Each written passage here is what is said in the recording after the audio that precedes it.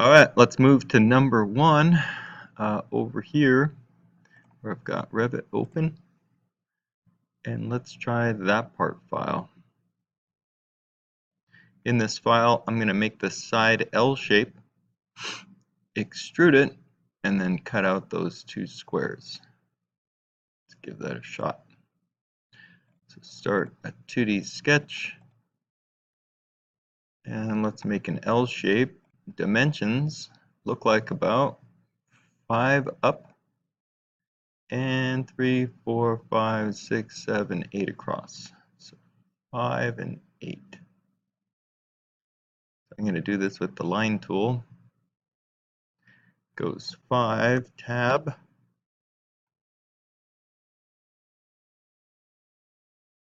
Just taking a quick peek over here. We've got 2 on that other dimension, so let's tuck that in there.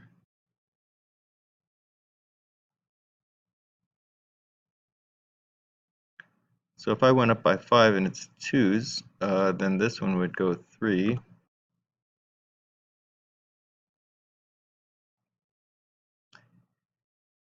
And then this one's going to go 6 to give me 8. I could have done it from the bottom, but this will work. So if I take a look, let's try this just to convince ourselves that that bottom dimension, if I go to that dimensioning, which we're practicing now, and I click on that side and drag it down, it shows me that that dimension at the bottom was the 8 that we had set out to put there. So let's finish that. And let's bring that back. We're going to extrude that thing 1, 2, 3, 4, 5 units.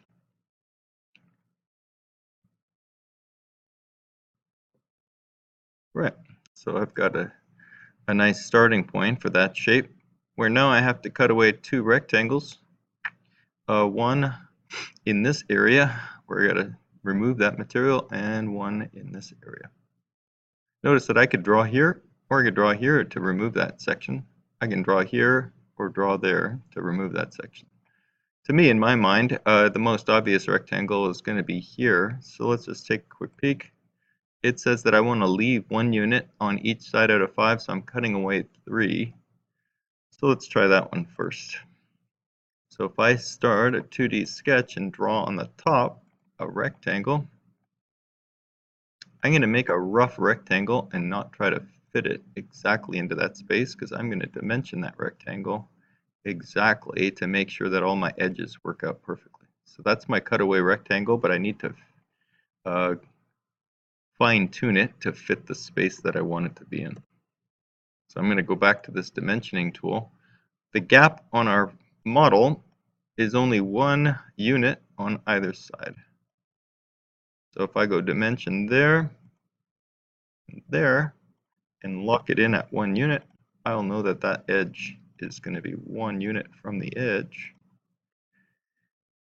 And then these guys, I'm getting into the habit of dimensioning to zeros. So if I want those 2 things lined up perfectly, that means that there is 0 measurement between those 2 lines. So now I have my rectangle that's going to occupy that space. Let's finish that and extrude it. Going quickly back to my shape, I notice that I'm just extruding down 1 unit. So if I extrude up, I want to go 1, and then I want to reverse the direction of my extrusion so that it cuts it away. Great, I'm going to bring that back. One last thing that we need to do is to make a rectangle in this space. It looks like it's about 2 units total out of the 5 units, so that's going to give us 1.5 units on the edge that are left alone.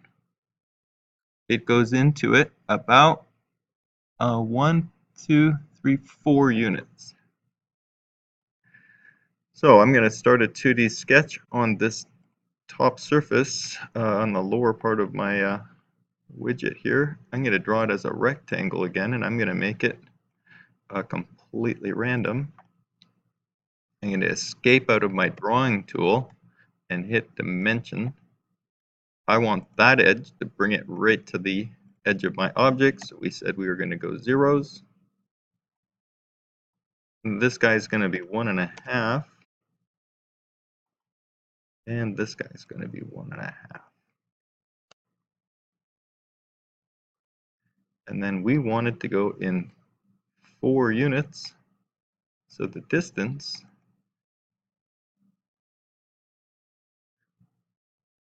for the depth is just a little bit more. Let's check it out and see what we've got. So I have a rectangle that's dimensioned into that space. So let's try to extrude that one. Let's turn it around and try a different button where it's going based on units. I could go 2 and it'd be good to go. I can also say, hey, do it all. So it's going to recognize how much material we have there and get rid of it. So now I've accomplished the general structure of number 1.